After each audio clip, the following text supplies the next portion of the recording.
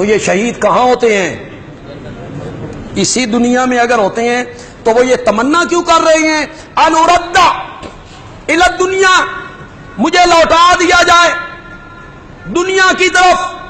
اللہ نے فرمایا یہ نہیں ہو سکتا، جس روح کو ہم قبض کر لیتے ہیں اسے قیامت سے پہلے ہم نہیں چھوڑتے ہیں۔ ہاں میں تیری خوشحالی کی جو خبر ہے نا یہ دنیا والوں تک پہنچا دیتا ہوں۔ اس موقع پر اتری جو اللہ کی راہ میں مارے گئے انہیں عام مردوں کی طرح مردہ، بل احیاء عند ربہم، بلکہ وہ زندہ ہیں اپنے رب کے ہاں، یرزقون، انہیں کیا دیا جاتا ہے؟ کتنی حدیثیں میں نے پڑھ دی؟ چوتھی بھی سن۔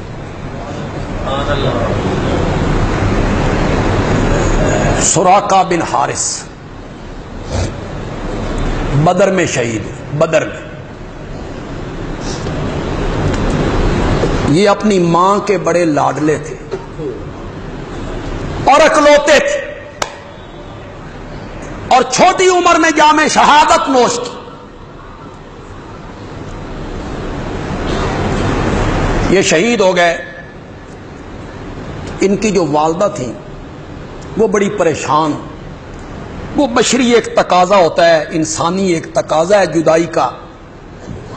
غم موت پہ نہیں ہوتا، غم جدائی پہ ہوتا ہے کہ وہ جو جدائی پڑ گئی۔ وہ امام الانبیاء حضرت محمد الرسول اللہ صلی اللہ علیہ وسلم کی خدمت میں آئیں۔ یا رسول اللہ، اگر میرا بیٹا جنت میں ہے، وہ جو بدر میں شہید ہوا، اگر وہ جنت میں ہے تو پھر تو حوصلہ ہے، مجھے صبر کروں گی، حوصلہ کروں گی، اور اگر خدا نہ خواستہ وہ کسی اور طرف ہے تو آپ بتائیے میرے آقا نے جواب میں کیا کہا؟ سنو ذرا، سنو، میرے آقا نے اس مائی کو جواب میں کہا تو کیا سمجھتی ہے، تو کیا سمجھتی ہے کہ جنت ایک ہے؟ تو کیا سمجھتی ہے کہ جنت ایک ہے جس میں تیرا بیٹا ہے؟ نا نا، انہو فی الجنت الفردوس، تیرا بیٹا تو جنت الفردوس میں ہے، تیرا بیٹا تو جنت الفردوس میں ہے۔ پھر پڑھو بخاری سے، پڑھو بخاری سے اور بتاؤں کہ جنت الفردوس کہاں ہے۔ کوئی آدمی یہ نہ کہے نا کہ اللہ چاہے تو اسی قبر کو جنت الفردوس بنا دے، کوئی یہ نہ کہہ سکے۔ اٹھاؤ بخاری، جنت الفردوس فوقہ عرش الرحمان، جنت الفردوس جنت کا وہ درجہ ہے جس کی چھت بنتا ہے۔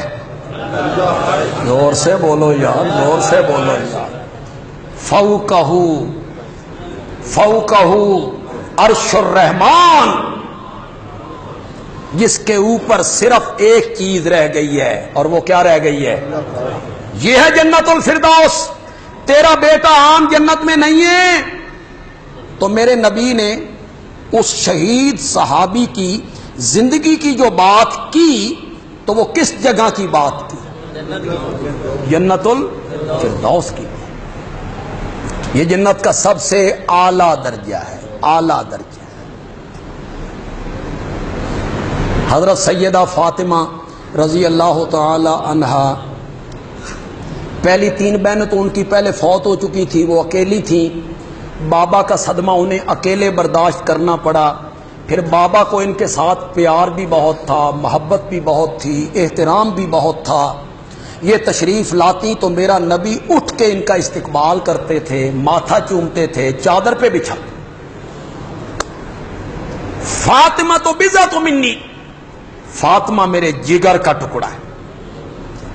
تو نبی پاک صلی اللہ علیہ وسلم کی جدائی جو ہے اس کا انہیں بڑا غم تھا. تو انہوں نے ایک بات کی، بخاری نے اس کو نقل کیا، یا بتاؤ الا جبریل نہ ہو، میرے بابا آپ نے مجھے چھوڑ کے جبریل نال یاریاں لائیاں. من جنت الفردوس ماوا ہو، میرا بابا وہ ہے جس نے ٹھکانہ بنا لیا ہے جنت الفردوس. کون کہہ رہی ہے؟ کون کہہ رہی ہے؟ جنت الفردوس. اور جنت الفردوس کون سی جگہ ہے؟ جس کی چھت اللہ کا کیا بنتا ہے؟ عرش بنتا ہے. وا بتاؤ الا جبریل نہ ہو، من جنت الفردوس ماوا ہو، میرے بابا نے ٹھکانہ بنا لیا ہے کہاں؟ جنت الفردوس.